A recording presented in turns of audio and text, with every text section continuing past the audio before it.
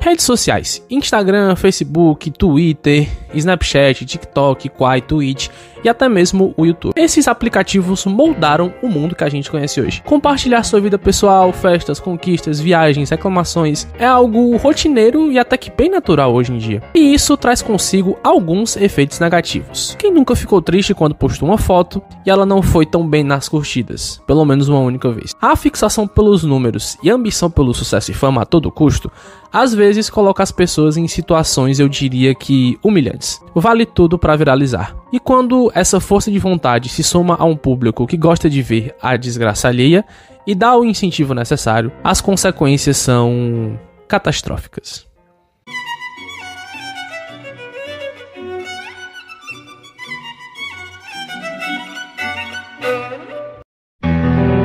O filme da vez é Spree, e ele mostra a história de um rapaz que sonha em viralizar a todo custo. Começamos conhecendo o canal de Kurt, o mundo de Kurt, obviamente, onde ele fala sobre sua vida e alguns acontecimentos aleatórios, como o divórcio de seus pais e a falta de cuidado paternal. Já que o projeto não dava certo, ele precisou trabalhar de babá. E por uma coincidência, ele acabou cuidando de Bob Basecamp, que viria a se tornar um jovem muito famoso no futuro. E mesmo tentando usar o cara de muleta, ele não consegue nada com isso. Como seu esforço nunca deu retorno, ele vira motorista de um aplicativo chamado Spree. É basicamente um Uber, mas sem desistir de seus sonhos. Depois de uma grande frustração, ele resolve tentar um projeto novo chamado A Aula. Coloca várias câmeras no carro, grava e faz lives durante todo o processo para ser uma espécie de divulgação, mesmo que não fique muito claro qual será o tipo de conteúdo que ele vai fazer. Eu acho que é isso aí. Eu espero que tenham gostado dessa transmissão ao vivo e não se esqueçam de compartilhar e comentar em todas as suas redes sociais usando a hashtag aula. Obrigada, Kurt. Que merda, eu esqueci. Ai, mãe! Ai, mãe!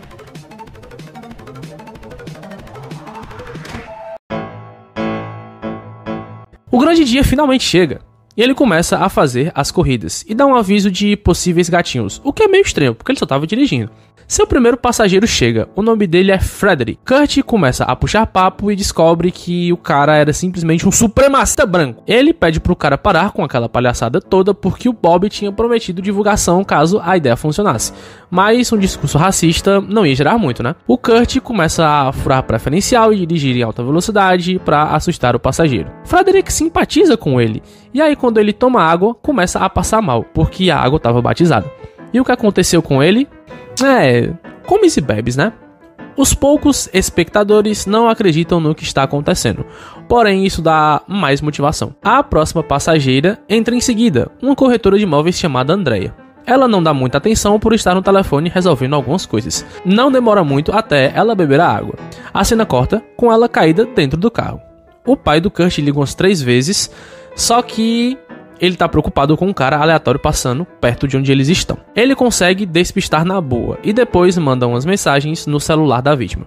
O próximo passageiro é um macho heterotop chamado Mario, bem nojento e irritadiço inclusive. O nosso motorista resolve desviar da rota para pegar outro passageiro, já que o cara solicitou spree social. O mano fica indignado, mas quando ele chega e vê que é uma mulher, começa a fazer fio-fio. A moça cancela a corrida, mas depois de uma insistência e uma carona de cortesia, ela entra no carro.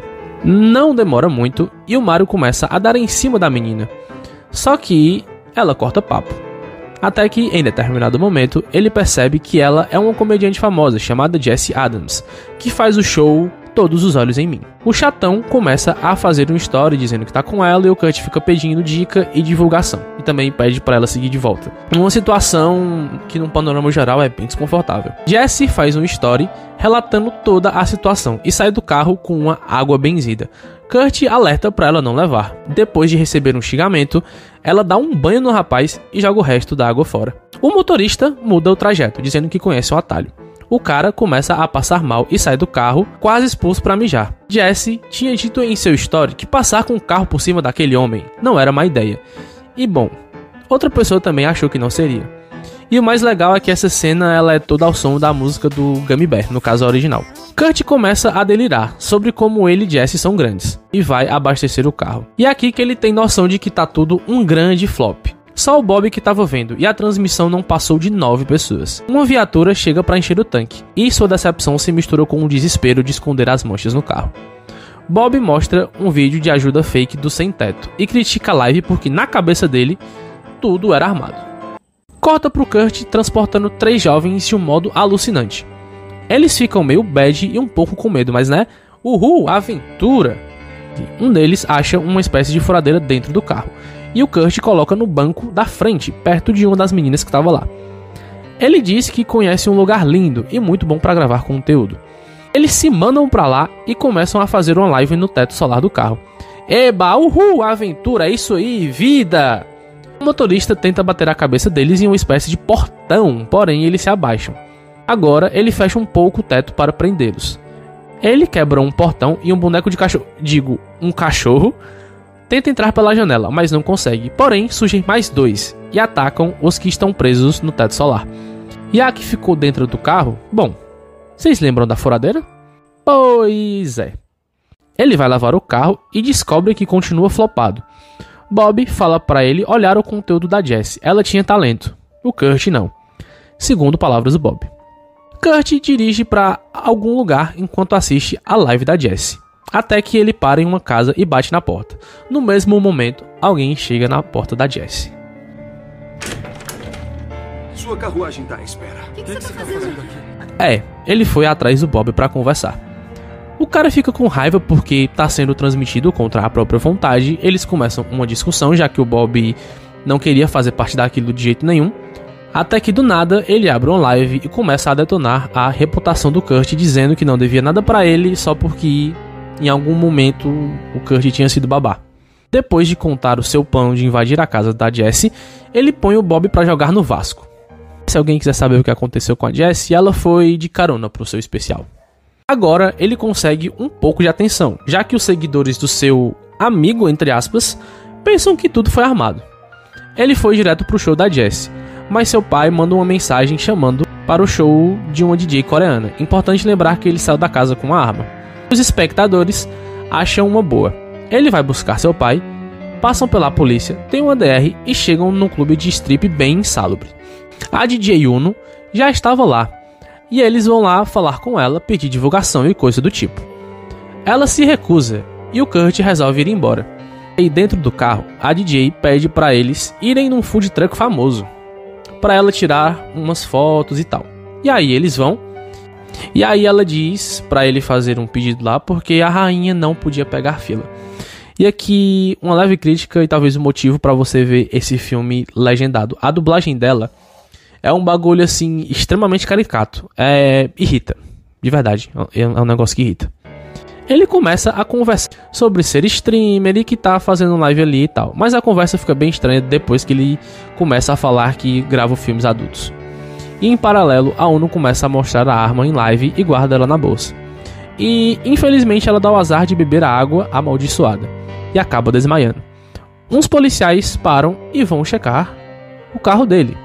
Pedem para ele sair e fazem uns testes de sobriedade. E quando a DJ acorda no susto, ela atira em um policial e sai vazada do carro. Kurt entra no carro e se manda também. Despista a polícia, passando por uma área de desabrigados. E como se sente superior, resolve passar com o carro por cima das tendas. Só que aí ele capota. De repente, estamos na abertura do show da Jessie e ele está lá vivíssimo. A comediante começa a fazer um discurso sobre como celulares e redes sociais são coisas extremamente tóxicas e relembra do acontecimento do Spree mais cedo. E diz que se identificava com o motorista. Ela diz que não vai mais usar redes sociais e quebra seu celular no palco. E sai, junto do Kurt. E naquele momento não fez nada porque ele se sentiu tocado pelo discurso. Depois é mostrado que o Spree está fora do ar por causa de uma investigação.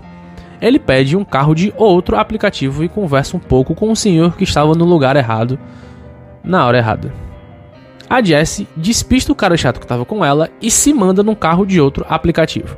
E adivinha quem era o motorista? Pois é.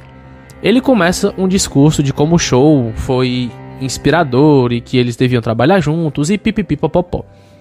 Ele desvia a rota e eles começam uma luta. E aí a Jessie desmaia. Kurt leva ela para fora do carro e faz uma enquete sobre o que fazer com o corpo. Com o corpo não, com ela, porque ela ainda estava viva. Porém, ela acorda e some. Ele sai para procurar, ela entra no carro, tenta atropelar o Kurt, mas acaba batendo no muro da casa dele.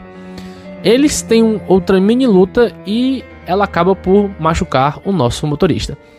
Daí, entra no quarto, o pai dele surge do nada e, além da Jessie, encontra o corpo da sua ex-esposa.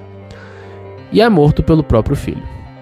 Em paralelo, Jessie se arrasta até o carro e tenta fugir, porém não consegue.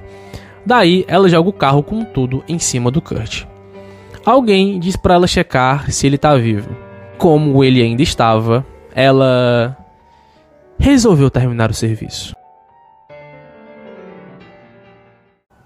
A Jessie conseguiu fazer muita fama em cima disso e o Kurt virou mais um herói famoso dentro dos Chans.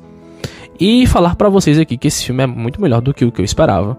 Não perde o ritmo em nenhum momento, mas em compensação você precisa relevar que ninguém denuncia o cara durante o filme todo, depois de tudo que ele fez e tudo que ele tá fazendo. Mas esse foi o tipo de coisa que eu só vim pensar enquanto eu tava escrevendo o roteiro, então talvez não prejudique sua experiência. Ele é quase todo feito em lives e transmissões. Dá pra dizer que é um found footage e também é um slasher. Não é dos mais violentos, mas é um slasher. O que é uma coisa boa, porque nos últimos anos esse gênero tava precisando de algumas representações bacanas. E o mais legal é que esse filme passa uma lição muito boa. Hoje em dia, que a fama é algo tão efêmero, mas parece ser tão alcançável, as pessoas às vezes cometem loucuras, desde thumbnails apelativas até banheira de Nutella. E outras coisas que, enfim, eu não vou falar aqui. E no final, esse filme mostra que esse ciclo de toxicidade ele é infinito. Kurt pode não ter conseguido a visibilidade que queria em vida com aquela tragédia, mas alguém conseguiu. Jessie acabou agindo, entre muitas aspas, como ele. Mas será que no final os meios justificam os fins? Eu sou o Nathan. Se você me assistiu até aqui, muito obrigado e tchau!